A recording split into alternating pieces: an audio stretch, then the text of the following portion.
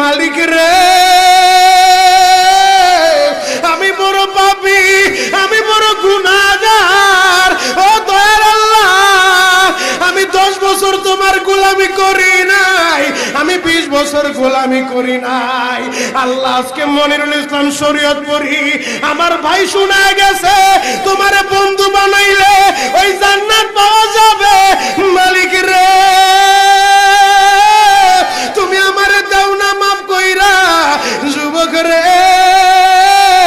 যদি কেউ আল্লাহরে বন্ধু বানাইতে পারে তার কোনো আর চিন্তা নাই, তার চিন্তার কারণ নাই গো বাবা। এ যুবক ভাইরা, দাড়ি পাকা বাবাজিরা, সবাই আমার দিকে একটা নজর তাকান। এই যে দেখেন আমি হাতের ভিতরে আহারে টিস্যু দিয়া কাফনের মতো একটা দৃশ্য বানায় ফেললাম। এমন একটা কাপড় আপনার শরীরে একদিন উঠে যাবে, আমার শরীরও একদিন উঠে যাবে। ও চেয়ারম্যান ভাইরা, ও মেম্বার ভাইরা, ও নেতা ভাইরা, ও আলেম ভাইরা, এখন কাঁদতে বলছি শুধু কাঁদবা।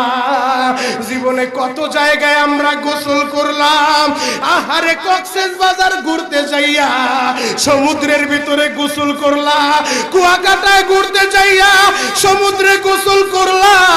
এই যে মাদ্রাসার পুকুরটা ভরাট করছে মসজিদের জন্য, বিশাল বড় ময়দান এখন হয়ে গেছে। এই পুকুরের ভিতরে কত মানুষ গোসল করছে, আবার পিছনে একটা বিরাট পুকুর হয়ে গেছে, ওই পুকুরে কত মানুষ গোসল করবে। ও সোনামুখীর বাবা।